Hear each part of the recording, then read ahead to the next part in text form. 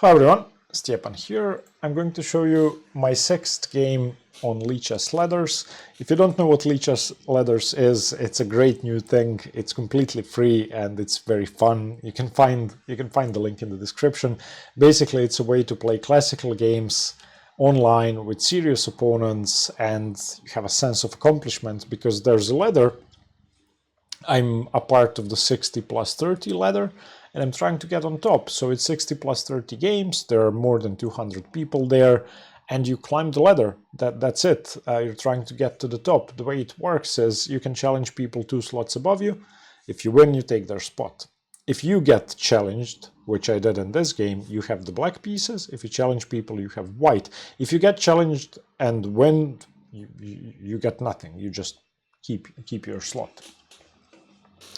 In any case, this was the sixth game, and it was once again during Milan's and mine training camp. We were preparing for the Trieste Open in Italy that starts in a couple of days. We're playing classical games, we're having training sessions, and well, trying to get in shape for the tournament. So once again, Milan was standing next to my board. I was playing on a physical board, watching the game, and this was a very interesting game. Before the game, I told Milan, well, you can tell me what to play. And he told me, well, go into the exchange Caro-Kann, which is what my opponent played. We prepared for his repertoire, but you're going to play something different. So in the exchange Caro-Kann, in this position, I always play knight f6. Always, no exception. I have 100 games in that line. But Milan told me to play e5. Now e5 is a sharper move, leads to IQP positions. It's a fine move. You could argue that it's better than knight f6, but personally I find those positions harder to play. Okay, so de, knight e, and the main move here is queen e2 or bishop b5. And I'm mostly afraid of bishop b5, and after bishop b5, knight e6, knight f3, knight f6 castles, I dislike black's positions. I remember a couple of years ago, Milan and I played a game, a training game, where he had black in this line. I played bishop b5. He beat me handily, but I think I had a pleasant position. In any case, my opponent played knight f3, and he has a game in that line on Liches already, so I was prepared for this. Okay, knight takes d3. Now I have the bishop pair and knight f6. Alternatives were possible. Bishop e3, bishop e7, castles, knight bd2, all very standard so far. Rook e8, normal moves, rook fe1, normal moves. And here I played queen c7, which I wasn't really sure about. You can see here that the engine plays a5 straight away, which I agree with. a5 is a good move, because I want to go a4, a3, and weaken the c3 pawn. That's probably my only target here. But I thought that I should be preventing bishop f4, and I also wanted to get in knight g4 if I can. So queen c7 also connects my rooks once the bishop moves. It's not the most precise, but it's fine. Rook ad1, bishop g4. Now my rooks are connected. Here I played bishop h5 because I don't really want to run into trouble on g6. You can see that it's a mistake.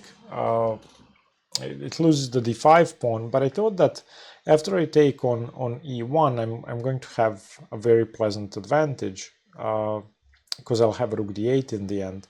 So obviously this loses a pawn, so takes, queen takes d5. I thought I could take, and go rook d8. Oh, sorry, my bishop's hanging. First bishop g6. And I thought this should be pleasant for black, more than enough compensation. The engine says no. I still think it's a fine position for black. Queen c4. Queen c4 makes sense. I didn't see queen c4. In any case, I was hoping to get these two bishops, play a5, a4, a3, undermine this, win the pawn back, and have an advantage. But my opponent didn't take. He played knight f1, and now I played knight e4, which is okay. Just an aggressive move. Bishop e5. Now this is the beginning of my opponent's problems. Queen b6. Now this is a double attack on b2 and f2. I cannot really take the pawn on b2 without major consequences, because b7 hangs, but pressure on f2 is real. My opponent played rook e2.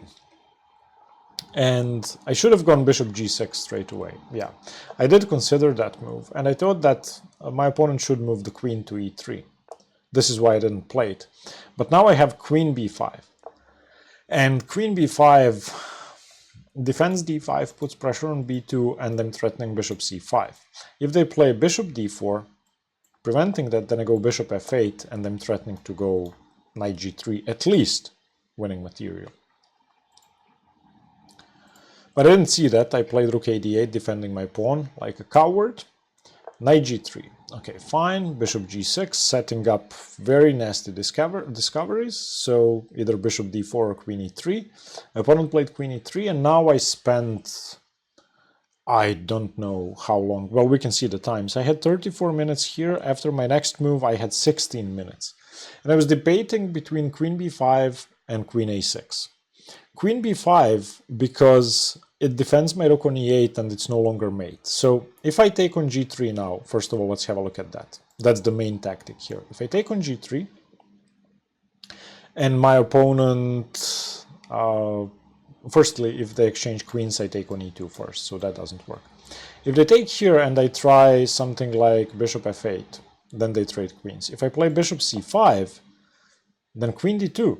And e8 isn't defended. Also, maybe not queen c1, but there were some lines, I don't remember them now, where e8 was hanging.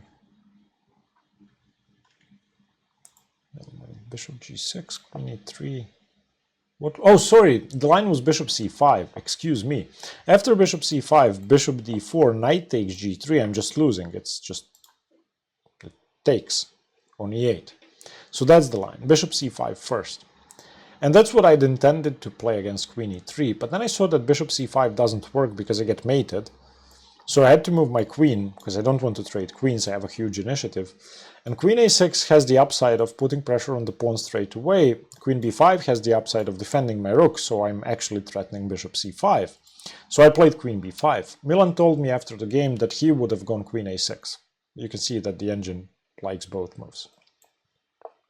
Queen b5, and now bishop c5 is a threat. So if something like a3, I go bishop c5, and my opponent resigns, because on bishop d4 I now take on g3, and there is no queen e8. There is no queen e8. Queen e8, rook e8, I just pick up material. So on queen b5 my opponent played knight d4. Now I played queen a6, attacking a3, he defended, and I thought I was winning here. Bishop f8. I'm threatening to take the bishop. If the bishop moves, I'm not gonna take on g3 because my rook hangs again. But yeah, I could have. I didn't see everything. So he should have gone queen f4. He went bishop f4, and now I missed the tactic that I'd been looking for the last 6 moves. Knight g3 works, but not the way I wanted to play it. The only thing I saw was knight g3, queen e8, knight e2, queen e2, equal, which is stupid. And Milan told me after the game, why didn't you take on g3? And I said, well, here's why. Then he told me, yeah, but you don't take on e2, which is true. Queen e8, and I just go rook e8. And after rook e8, I just go knight e4, and I'm up material.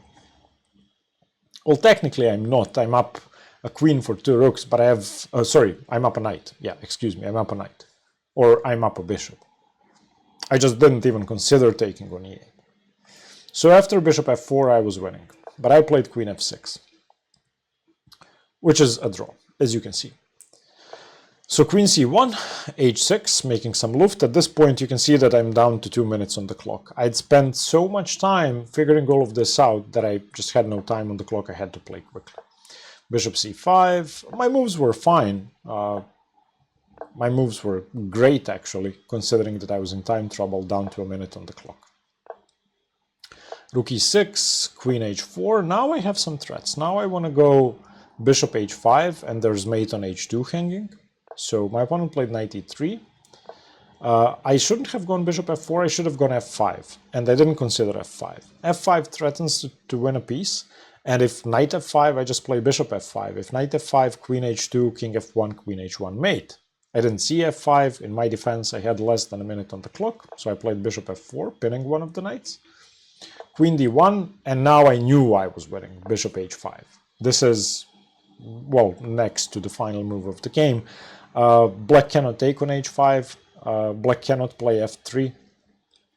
There's nothing black can do, it just resigns. The engine plays knight ef5 and gives up the rook on e8, on e2. My opponent, unfortunately for him, took on h5 with 15 minutes on the clock, and it was just mate. This is how the game ended. So not a clean game by any means, and definitely not good time management. I played in time trouble for the last 10 moves. Still, I'm fairly happy with how the game ended, of course. Yeah, I'm going to show you my next game on Lichessladders soon. Once again, it's free, it's great. There's a link in the description. Visit Lichessladders. Stay tuned for more chess. See you in the next one. Bye-bye.